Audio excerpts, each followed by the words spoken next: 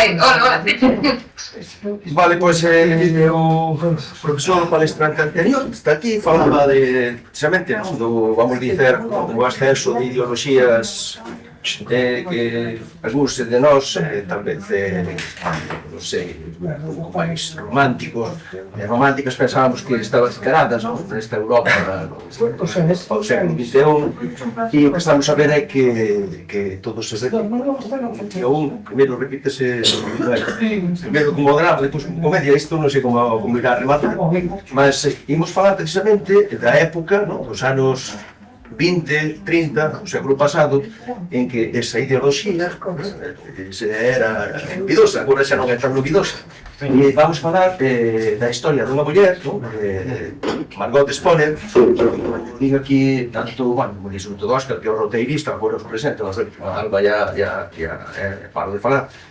Pois é curioso que é moi pouco coñecida nunha terra que ela deu a coñecer internacionalmente, porque foi unha muller que veio de Alemanha, sen ningún tipo de referencia, chegou aquí e fixo a primeira tese de doutoramento sobre a lingua galega e portuguesa, porque é sobre traballos medievais, traballos antigos, sen ter máis medios que un burro, un tipo de caballería para poder andar polo país, estamos falando do principio dos anos 30, contratou coa Sheraton Nos, contratou con intelectuais tamén en España, en Madrid e tal, depois foi para a Alemanha, fez un traballo fantástico, foi a época da invención da romanística, do estudo romanístico, e rematou a súa vida sendo asesinada tantos dentro da luz. Entón, é a época en que, a democracia na Europa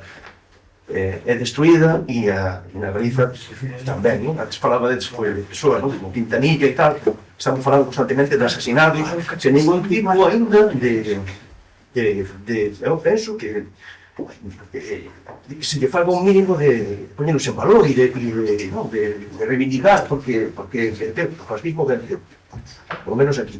Portugal, por sorte, tiver unha revolución, mas o bicho está vivo. Ben, sen máis, vou presentar aquí aos auténticos protagonistas, e eles falarán de Margot, e falarán tamén da obra, e farei unha pregunta se é preciso.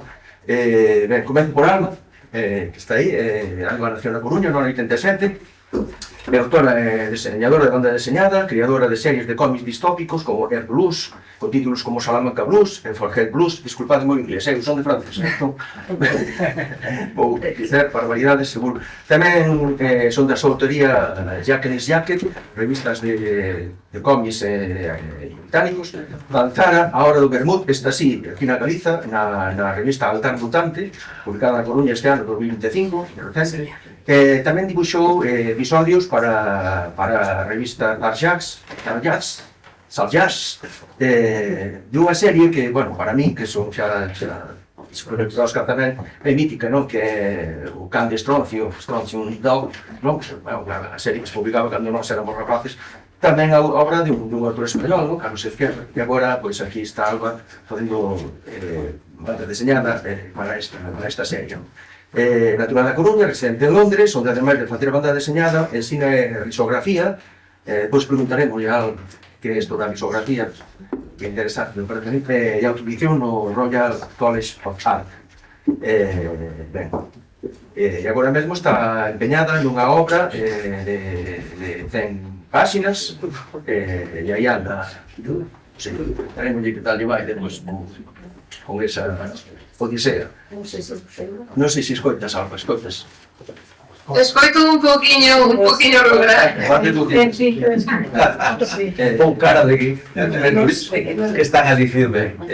Sobre Óscar, cando me puxo lo brevísimo, non podo deixar de dizer que Óscar, o seu traballo de xornalista especializado en temas de cultura e deportes, é membro da prestixiosa World Music Chart Europe, a Asociación de Críticos Radiofónicos Europeos especializados en música de raíz. De feito, está considerado un dos grandes expertos en música de raíz na Galiza, é director tamén editor de revistas deportivas como Zona Fest, Rodet, autor de 7 cortometraxes, documentais e 6 libros, premiado na categoría de xornalismo por o seu apoio ao deporte femenino na quinta gala de Mudega, Mulleres Deportistas Galegas, donde está presente, organizador dos premios Opinión da Música de Raíz, condutor do programa Raizando na Radio Galega, e que se digo considerado un dos maiores expertos en música de raíz, director da Gala do Deporte da Coruña, e na súa impresión, mi primeira incursión na banda deseñada que leva ten tempo, pois con a Xulia Quisón, coa obra Irene Porteira, o ano 2003, pois acadou o primeiro premio de banda deseñada Tinta de Luna, que é un premio que dan os institutos de ensino galego que se entregan no Salón de Campos.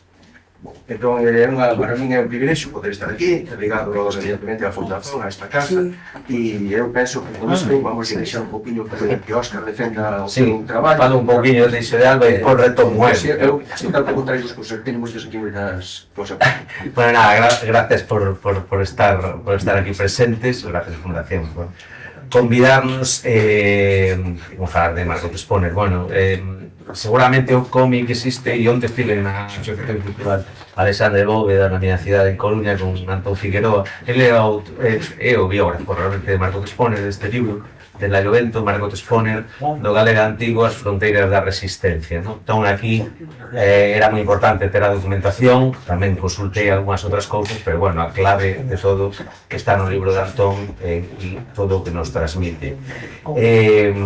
Margot é unha muller que impresiona nese amor ao noso idioma, que viña alguén de fora a facer unha tese universitaria, e, por lo tanto, sempre creo que lle debemos moito agarimo a ela, moitísimo, porque foi quen de facer iso cando a xente aquí non, e levou un traballo inxente para levar adiante. Era un pouco, ela era o galego antigo e o portugués.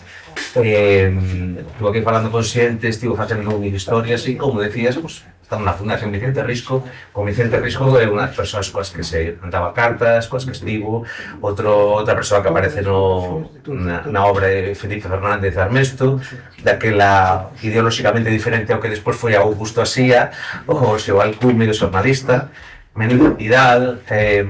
Ela quiso facer, decía Antón, realmente, ela respetaba tanto o noso idioma, que ela quiso facer o que Menéndez Pidal co castelán. Ela pretendía facelo co galego, facer un estudio maravilloso, o mellor posible, e iso fala tamén da súa devoción e das súas ganas por levar isto adiante. Metemos tamén unha parte de Olimpiadas, que son o medio de deporte, porque ela foi traductora, neste caso de castelán, pero falaba galego, falaba castelán tamén.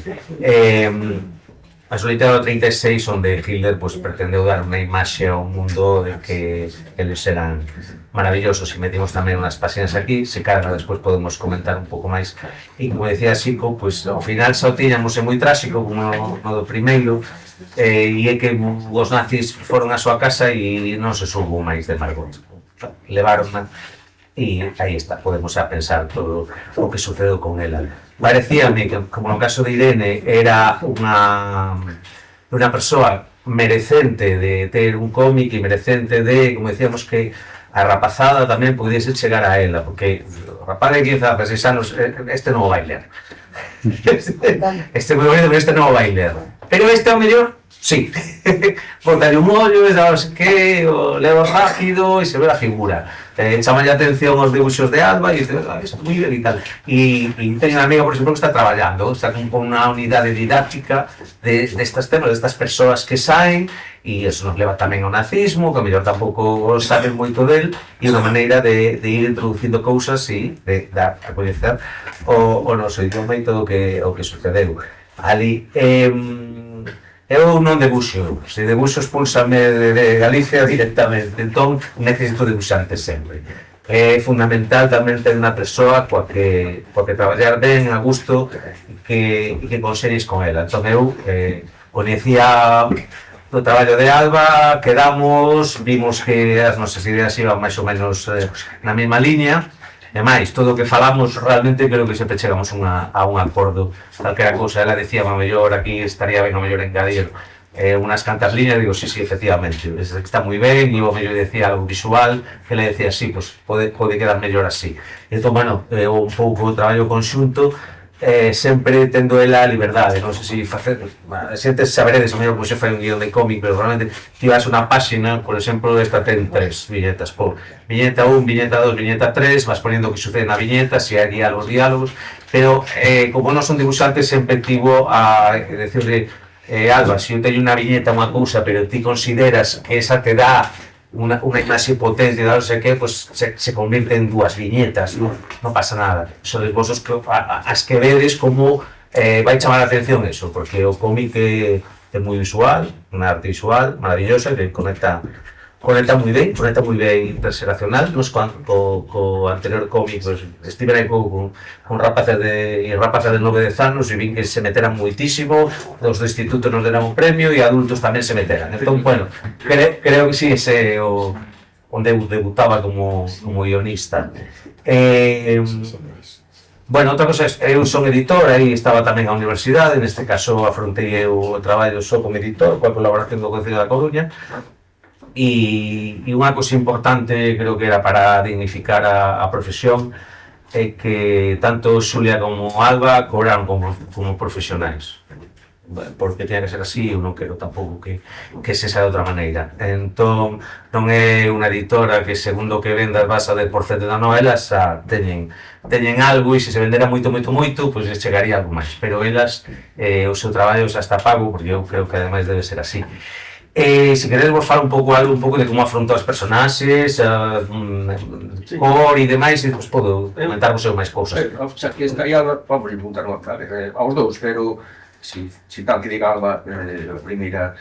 Nada, eu estive a ler a BD, para min, é unha BD que ten unha narrativa moi clara e sinxela, que non simples. Sí, eso é o que falaremos. Sinxela, con imaxes moi atractivas e carregadas de información sobre a época en que acontece. Grandes imaxes que merecían, tal vez, o mellor que podan ser como aquí, despegadas en toda a súa beleza, porque teñen un traballo, un tratamento brutal do detalles, pois fixades aquela velliña que vai por ali, e pois por o tratamento, non? Aí se ve, podemos ver pois momentos, incluso a roupa, que está cuidadísimo, e tamén o tema este da protagonista, con o seu fardel, coas brochuras, non? Cos tal, que xa adiantan un pouquiño como vai rematar, non? Que non era unha intelectual de dedicarse só ao medieval, tamén sabía, non? Collete unha época na que tens que afrontar cousas. E entón a pregunta é esa, que, bueno, eu como docente, que tamén son, para min son cómics fantásticos para introducir o alumnado, non? O alumnado adolescente, na historia, non? Son cómics históricos e que contan a verdade, contan a realidade histórica, pero non son rollazos de... Entón, non sei, podemos preguntar a Alba como traballo, como encarou este que é o teu primeiro traballo en cómic histórico, porque tú estás máis centrado mellor na ciencia ficción, no terror, non? Mas o tema este de histórico tal vez non o tiñas tan... Como fixeche, como traballache. Podedes repetir un momentiño a pregunta, que o micro ten un pouquiño de... Está o micro aquí para... Cal foi a tua técnica, o teu traballo para encarar esta obra, que está, digamos, un tema máis realista, tal vez, ou máis, non? Máis onde tu veches que documentarte, e onde tu veches que, bueno, tamén trasladar, pois, ese mundo, non? Do principio do século, para... Agora chego o audio ben claro agora. Vale, pois si podo falar un pouquiño, pois, bueno, como dixo Óscar, os dous cando traballamos xuntos compaxinamos moi ben, confiamos moito no criterio do un e outro, el tanto no meu como debuxante, eu o seu como xornalista e guionista. Entón, pois, aquí me podedes ver un pouquiño, isto foi o guión que me pasou, e aí empecé a facer unhas interpretacións, unhas viñetas pequeniñas, que eran, estes esbozos eran somente para mí para comezar a visualizar un pouquiño o que sería a narrativa do cómic. E aquí podedes ver o que é o primeiro retrato que fixen de Margot, que a este estadio era todavía moi realista, sería un pouquinho máis desarrollado, pero bueno, isto un pouquinho como comezou pois a miña lectura do guión de Óscar, analizando, gustoume moito, entón pois iso, pois comecei a facer xa o que eran o diseño de personaxe, isto foi o que é os primeiros gráficos que desarrollei e que lle enviei a Óscar para que, bueno, para ver se o personaxe de Margot adaptábase á historia que el quería contar e dende a perspectiva que el quería contada. Foi curioso desarrollar o personaxe porque somente hai 2 fotos de Margot, o sea, non había moita documentación visual, así que tiven que investigar un pouquiño pois na moda de Alemania, das mulleres, como vestían, tiven en conta pois que Margot era unha muller académica, botada para diante, decidida para atravesar eso, parte de Europa, chegar a España, rural, o sea, que era unha muller que tiña visualmente tiña que dicir este tipo de cousas, falar co espectador somente co estas imaxes. Entón este era o deseño que a Óscar gustoulle e despois cando eu estaba traballando no cómic eu sempre tiña presente estas imaxes, as tiña impresas diante de min e con todas as viñetas ia facendo referencia a estes personaxes. E por aquí podedes ver un pouquiño o que é pois como é o estadio de esbozos, que era cando Óscar enviábame pois o guión, eu interpretaba unha páxina, e estes son os esbozos que lle enviaba para ver se todo cadraba acorde á narrativa e o que queríamos transmitir co cómic. E por exemplo, pois detalles, non? Aquí cando enviei estes esbozos eu incluín aí un coche na Praza do Obradoiro, entón, bueno, a rigurosidade histórica é bastante importante, e aquí Óscar decatouse de que, bueno, pois, na época non era tan habitual, entón, bueno, pois aí, este é un exemplo de como, había unha conversación entre él, comigo, mirando os distintos tipos de imaxes, porque todos os detalles tiñan que ter comunican algo, ¿no? Ao fin e ao cabo, entón nun cómic histórico era moi importante esta rigurosidade.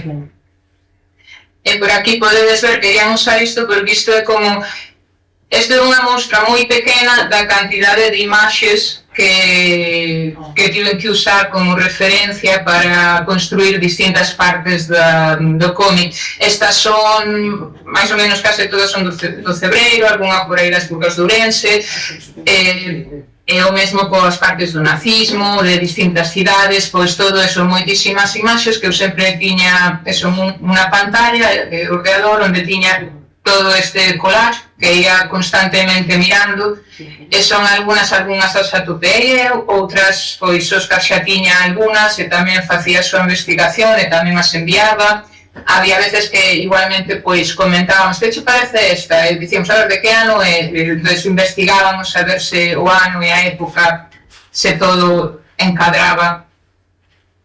E por aquí podedes ver, esta é unha páxina dobre que está no cómic, que aquí ilustramos a entrada de Margot no Cebreiro, e incluín aí as fotos para que vexades un pouquiño como se incluímos o que é a investigación visual pois no cómic.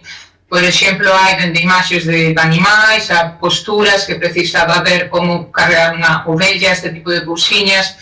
Por exemplo, as fotos das labregas que cos animais inspiroume para crear eses persoaxes que están esperando esa chegada de Margot. E a foto de abaixo, da muller labrega de abaixo, de feito é unha foto de Ruth Matilde Anderson, foi unha fotógrafa estadounidense que estivo investigando e recolleu fotografías do rural galego e asturiano, e foi un pouquiño as viaxes que fixo, foron un pouco nas datas nas que Margot tamén estaba ali, non sei se coñecerían ou non, pero bueno, gustoume ese dato e a imaxe, bueno, pois metín esa persoaxe que creí está un pouquiño inspirada nesa muller labrega. E por aquí, bueno, quería crear esta tamén para ensinaros, esta é unha páxina, isto é o guión de Óscar, unha das páxinas, e isto é o que ele me enviaba a min, eu pois aí o leía, e como vedes, pois aí dábame pois información do que ocurría en cada viñeta, porque ele tiña tamén a súa, ainda que dixo que non é debuxante, pero ele ten na cabeza sempre, constantemente, que está traballando cun medio visual, entón xa ten unha idea de como as viñetas que vai suceder aí, entón pois eu o lía dende a miña perspectiva e facía a miña interpretación, e aquí pois eso, esta é a páxina dos esbozos, que tamén foi a que lle enviei para probada, e aquí pois tamén mesturei un poquinho, este é unha páxina un pouco máis festiva, non? É unha despedida de Margot, de cando marcha de Galicia e regresa a Alemanha. Entón, pues, xoguei un pouquiño aquí con planos xerais, planos curtos, para dar un pouquiño ese dinamismo dun ambiente de taberna festivo. E aquí podedes ver o que é a páxina final, a for, que de feito alguén que liu o cómic fixo unha referencia, dixo que cando viu estas imaxes que lle recordaron as miniaturas do Belén do escultor ourensán Arturo Baltar, son un poquinho con ese tipo de paleta de cor. Hai outras imaxes que tamén nunha taberna de Santiago dixo que tamén lle recordaban, e sí que teñen un pouquiño dese aspecto costumbrista, non? E logo por aquí, bueno, gustaríame máis eso, deixar o turno aí a Óscar que... No, claro, que o sea... Final non nos fagas spoiler. No, conta aí de... Pois aquí temos iso, pois isto xa a parte de Alemanha, que se vedes no cómic e ides ver que hai un poquinho unha transición un pouco leve, pero unha transición a cores un poquinho máis oscuro, xa empeza a ser un pouco máis maduro tamén o tema, porque empeza a haber un poquinho xa máis de pouco a pouco dramatismo. Aí hai unha festa na universidade, pero é onde se comezan a ver eses rasgos de neonazismo, comeza a aparecer en todos os aspectos da sociedade, e como comezamos a ver a Margot, pois como eso, visualmente xa comprendemos automáticamente a súa posición e a súa preocupación según pois vai ascendendo, non? E logo na outra páxina pois xa vemos eso, cando está eso, a primeira páxina con Hitler, pois as cores son todavía un pouquiño máis reducidas, e tamén eso xoguei aí un pouquiño con estes tonos un pouco vermellos, para dar un pouco máis de dramatismo a estas, bueno, os acontecementos. O xornal tamén miramos, que un de verdade, non? O sea, que toda esta documentación que vas vendo, pois eso tamén é un xornal que viña, así estaba. Podo decir, toda a victoria do vídeo. Bueno, pues, a ver, o sea, que me... non sei por onde entrar, porque non temos demasiado tempo, pero sí, no, vou dicir unha cousa que non dixen onte, pero era dúas cousas.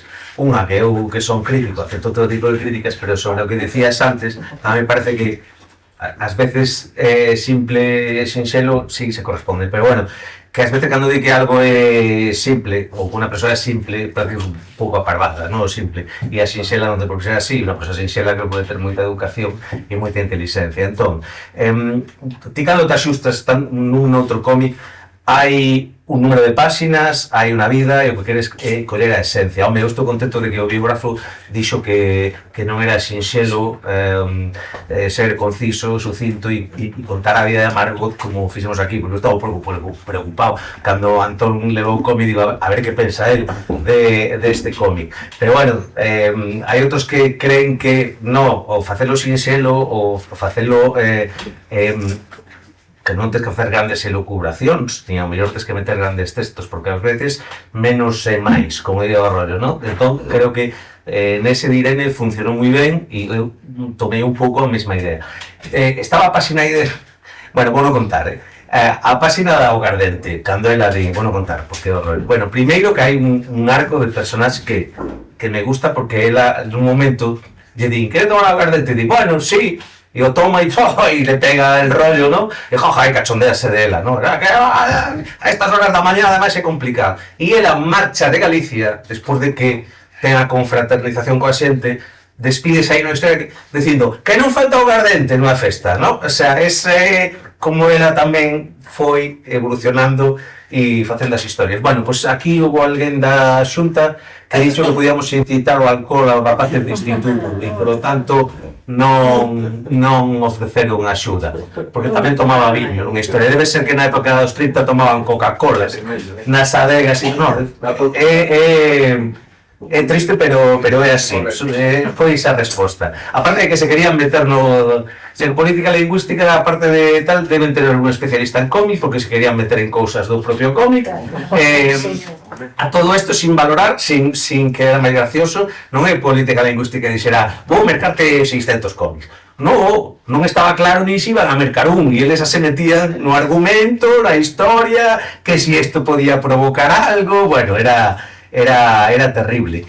E eu quería tamén, dentro de todo o que fixemos, unha cousa que, bueno, aquí dibuixou a revista Nos, aí moi ben Alba, e toda a historia, chamoume moito a atención, que eu saliento aquí esta frase que vos vou comentar, que é do artigo que ela, Vicente Risco, dille que faga un artigo para a revista Nos, e aí está, o artigo de Margot expone. Aquí ven algunhas informacións de cousas que sacamos, entre elas ese artigo que se chamaba Algunhas notas dos meus estudos sobre filoloxía galega, de Nos, número 37 de xaneiro de 1927. Bueno, e ela di, daquela, mais é certo que eu, a pesar de ser estranxeira nesta terra tan fermosa, sinto que a súa lengua, estaba escrita así, tan doce e melodiosa, vai perdendo a súa enxebreza, dando entrada no seu léxico cada día a máis palabras e xiros casteláns. Mirades como a historia, isto teño que poñelo aí, dentro do texto, porque chamoume moitísima atención que daquela xa sentise esa sensación de falar coa xente, sendo de fora, ademais, controlando, e algo que dixen tremendamente chamativo isto. Xa que falaxele, falanos un pouco da edición, porque non foi fácil, non, sacar este volume, un volume que podemos pensar que, no castelao, para disso, falando que a persoa que publicou a primeira tese sobre o galego histórico, que debería ser fácil que algunha institución, pois non foi como outro, non? A verdade que ten unha resposta, non vou entrar moito, pero algunhas respostas moi curiosas sobre eso, algúns que din que non, editei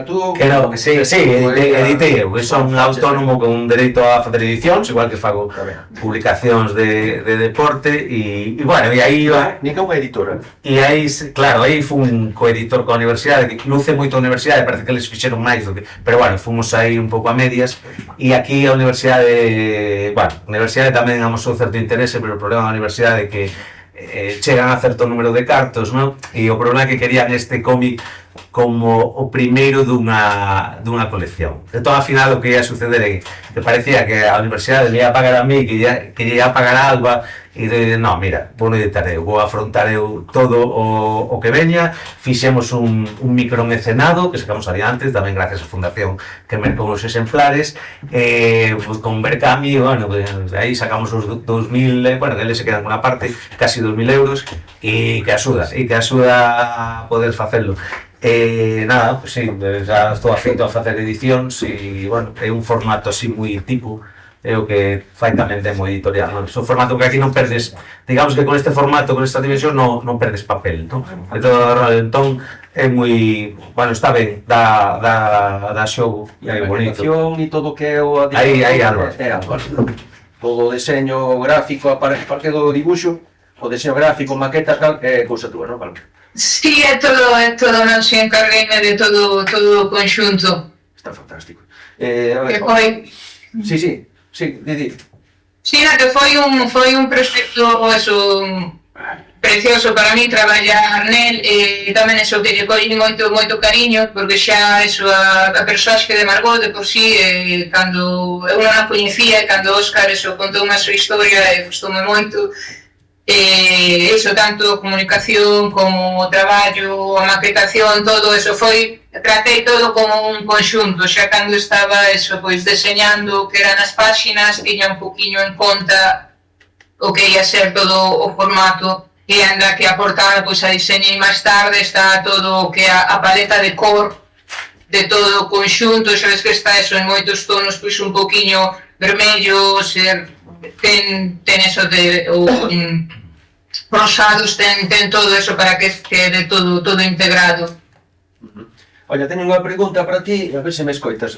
Fixo a miña filla Mariña, que tamén é a leitora de DVD, di así: últimamente parece que está a haber certa mudanza na Galiza sobre o tema, porque há máis mulleres facendo banda deseñada e sendo recoñecidas. Tamén sentes isto, Alba? Sentes que as mulleres, porque, bueno, eu falo, cando comecei eu, non había mulleres na BD. Agora parece que hai unha xeración, podemos falar depois de Alema, ou de Emma Ríos, e mesma, de Xulia, de Xulia Pisón. Non sei, tú como ves o tema tú como autora de BD, como ves o tema? Eu creo que tamén hai máis, vai habendo cada vez máis saída. Sí que é certo que canto máis, bueno, aquí sí, igual coñezo un poquinho máis o mundo aquí en Inglaterra, sí que sigue sendo moito máis masculino, pero cada vez hai máis mulleres. Pero sí que é certo que hai moitísimos homes, pero cada vez hai máis saída a mulleres, como noutros sectores tamén, sí se está abrindo, incluso en xéneros que son máis, pois como, incluso no que son a parte de, con iso un pouco máis de acción. Incluso nesa parte tamén vexo eso, que vai habendo cada vez máis presencia femenina, pouco a pouco, pero creo que sí, que está sucedendo. E incluso cando vou eso, as miñas amizades, tanto en España como aquí, que se dedican a facer cómics, pois bueno, non é que se sean moitas, pero bueno, pero sí que hai máis presencia. Ben, pois agora preguntolle aquí a Óscar, que esta é a segunda incursión que puntúa na BD. Sí. E é para contar a historia dunha muller singular. É a segunda vez, non? Sí. Non sei se é algo que tú... E aparte, moi distintas, porque, bueno, sí, vou falar deste un poquinho tamén de Xulia, de Irene a Porteira, que é un cómic emocionatísimo, que emociona-me sempre. Nada, Irene, bueno, digo, Irene é un caso... 19 aniños. Sí, Irene é un caso único no mundo, sempre digo, en Hollywood estaba feita a peli, antes falábamos que as intérpretes ideais, ahora non, por idade, serían o Hilary Swank ou Uma Thurman, eu escollo ben, mulleres potentes. Claro, Irene xogou con 10 rapaces sendo porteira nun equipo infantil. Primeiro pensamos que non era infantil, pero é un equipo infantil. La capital chamábase Irene Club de Fútbol. E ademais, bueno, perdían, gañaban, empataban, había de todo. Eu sempre digo, se están os rapaces de institutos, isto non era un circo, de poñer unha muller italiana que lle metan 15 goles. Non. Os partidos había de todo. Gañaban, empataban, perdía, todo. O sea, quer dizer, un equipo competitivo na súa liga. E, claro, isto é unha historia que parecía unha marcianada. A primeira vez que me atopei eu con ela, digo, isto non pode ser verdade. Isto como é isto? Que, por certo, tamén hai dúas imaxes dela. Unha apareceu hai pouco dun arquivo de ABC moi fermosa, e xa se ve que hai toda a xente, porque ela por aí, ela axudaba tamén a familia cos cartos que gañaba, e iba a vela moita xente, e nas crónicas destacaban especialmente a ela, case sempre, quero dicir, o seu traballo no equipo. Entón, é verdade que hai unha muller, eu sigo traballando en cosas de deporte e de muller, pero bueno, non vou darvos moita lata, pero se hai unha muller que foi a primeira a competir nas 500 millas de Indianápolis, que se chama Janet Guthrie, norteamericana, e que é enxeñeira aeroespacial, aparte de ser... E ela sempre dixo, as historias das mulleres é unha historia esquecida, moitas veces, e no deporte pasa moitas veces, porque eu investigo eso, estou me atopando constantemente con na cultura tamén, non? Pintoras, o mellor que non se coñecía, hai moitas mulleres que non se sabe moi ben por qué. Por exemplo, eu estou falando, e de tema de música.